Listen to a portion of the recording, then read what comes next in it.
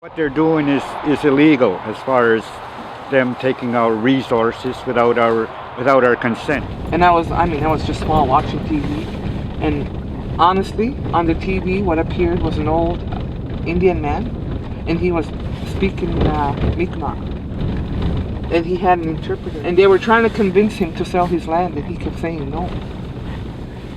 And he would tell them why he cannot sell it, because of the generations to come and what it provided for us. But they wouldn't stop, right? They were very persuasive.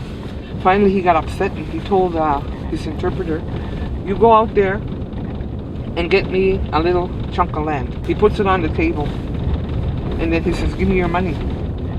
So they gave him money, and he put it aside. And then he was trying to burn down like the little piece of dirt, but like the ground. And it would light up and then burn, right? And then he took the match and he burnt the money. And of course the money went, because it's paper money, right? Yeah. And he told me, he said, "You see why?" He said, "This is not going to take me anywhere. It's not going to help my people any." He said, "But this land is going to be here. It's going to feed us. Our medicines are there. So there's no way," he said, I cannot sell you my land. Wow. Because it's not mine to sell." Wow. And I was so amazed, and I was telling my mom, "Look, Mom." My mom was looking. She couldn't see anything.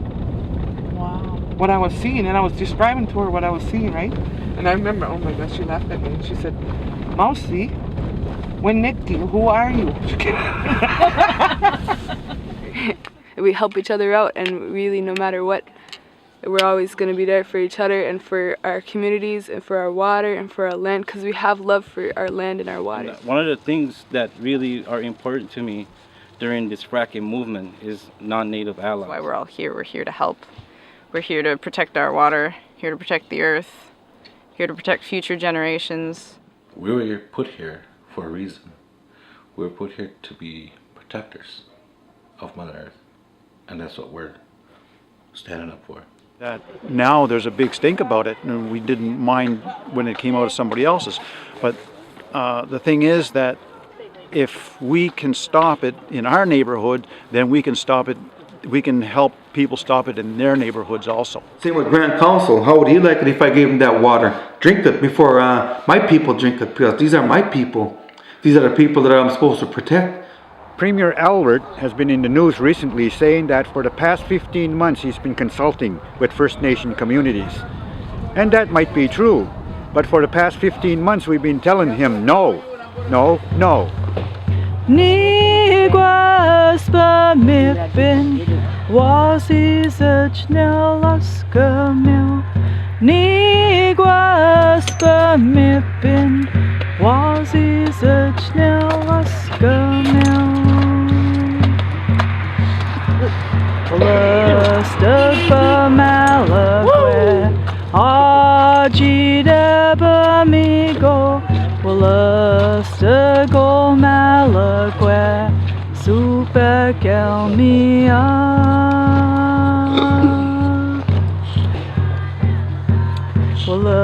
Stuck is flowing, flowing and growing.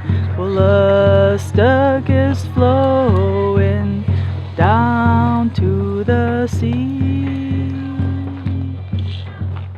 So we're here standing against fracking. Basically, SWIN is a Texas company that is trying to do exploratory work here so that they can start fracking in the New Brunswick area. Myself, I'm from Cape Breton, which is about 6 hours away from here. A lot of people from all over have come together here to stand against it, because there's really no safe way to poison our water. We feel that it's the people that can stop this, and that, you know, we see that we look into the states, and we've done a lot of research on fracking, and we know that there's no safe way. We know that our water will get poisoned, that once we do it, and there's no turning back. So myself as a mother, I feel that it's my responsibility to try to protect her future. Originally I heard about it on the news, but it's kind of like any story. You kind of put it in the back of your head after 10 minutes. You say, wow, that's awful, but there are awful things going on everywhere. But then you think about it more, and it's like, this is Canada. This is our country. This is totally, completely wrong. And it's like, I'm too close to that area not to help. And then I came here and realized that I wanted to be here even more than I thought, and I knew I had to stay. And so I just kept like pushing it back further and further, and now it's like, I'm probably gonna be here a while. I'm not gonna leave until I feel that some sort of thing has been done. How can a Texas-based owned United States company come down to our Mi'kmaq and apply treaties, try to take our treaties away and apply all this stuff that they're doing? Right off the bat, they're not even supposed to negotiate with the chief, Indian Act chief. They're not even supposed to negotiate with any Indian Act people. It's the grassroots people that have to be negotiating, and it's what the war society too. With our war chief and district war chief, as myself being a district war chief, I'm supposed to be in that negotiation table. We did a lot.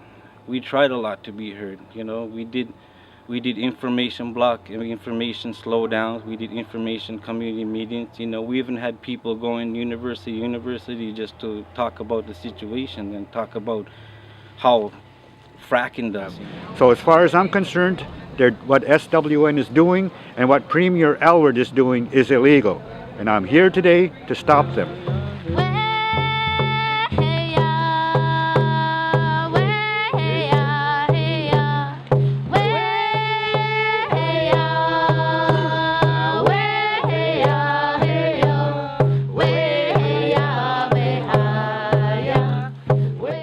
Ago we had a raid, police come in and it got violent, and there was probably a couple hundred people here. A lot of people were hurt, and it's really, a lot of spirits are down, a lot of people are afraid, and a lot of people feel like, you know, that this may not be a safe place. But as you can see, you were here last night, we were sitting around a fire singing, drumming, laughing, and still being peaceful. Even after everything we've been through, we're still peaceful because we believe that that's the right way to go about it. The police came in and invaded our peaceful protest, and took away some of our stronger warriors. Around 7 o'clock, I was standing there, and all of a sudden, I just heard freeze and put that gun down. So when I looked to the left, there were RCMPs standing there, like already a bunch of RCMPs forming their line, like. What do you mean put a gun down? I'm holding a flashlight and my telephone. 10 RCMPs and then a sniper. 10 RCMPs and a sniper. 10 RCMPs and a sniper. And they were all had their guns on us. As I was walking away, I got jumped behind by an RCMP member, and I felt 4 shots behind my back. They automatically put my hands in the handcuffs, and then they started kicking my head, bashing my head three times till I got knocked out. And just holding them, and he kept on telling me, how many guys in the woods? So I don't know who's in the woods. There's nobody in the woods. What you see is what we got only here, because we were here for peace. And then when I called for it one day, my buddies called for an ambulance. An RCMP member came up and picked me up and grabbed me right there, my hand like that, and I was holding me like that, and he was bumping my head this way and this way and this way. So I had to endure the physical assault again, where I was taken to a hole for I think it was like 8 days. I was in the hole. I had to stay in the hole, and each time when I asked to call for my lawyer, I was denied. Asked for toilet paper, we were denied. Toothpaste, hygiene stuff, we were always denied on everything. On October 17, front line, there was no law there. Only law that was there was being broken. We are Mi'kmaq, the rightful protectors of Mother Earth. We're not dogs. What you're treating us right now, you're treating us like dogs again. You're violating every treaty that I have. And all our treaties are about peace. And the Warrior Society, peacekeepers, that's what we are. As a society, we're going in completely the opposite direction that we should be going in. We have to start weaning ourselves off of fossil fuels.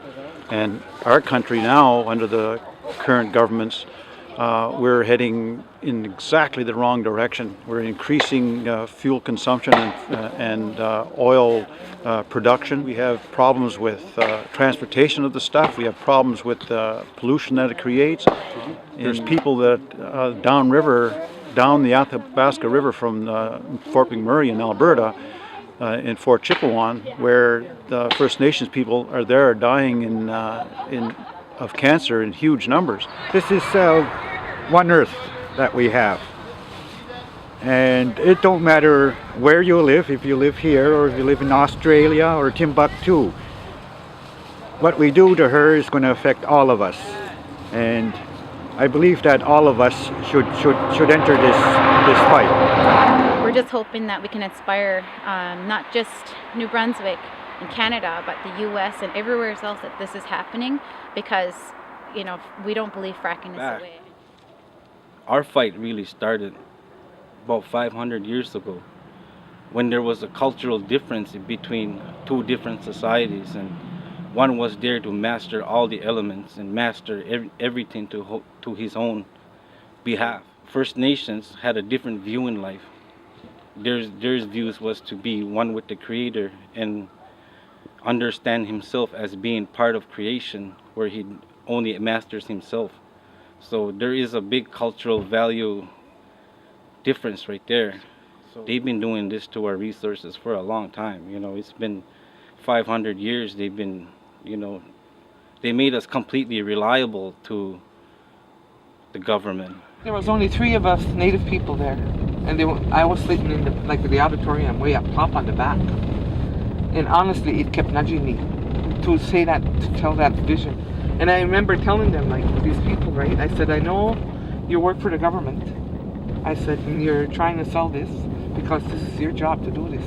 But I could see you guys, you're really, inside you're hurting, I said, because you're thinking about your children. Because you also have children just like we do. You have grandbabies that are, coming up. And I said,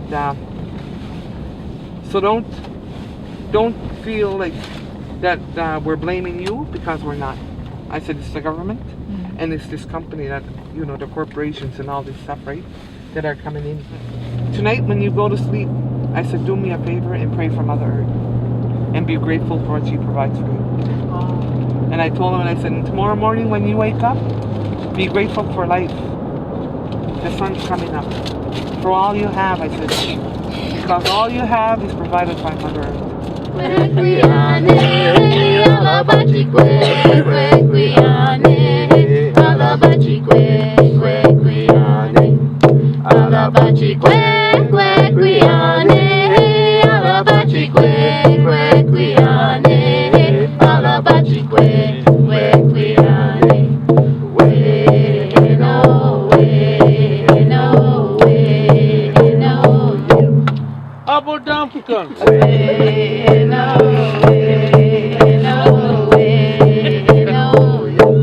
Abu Dumpton.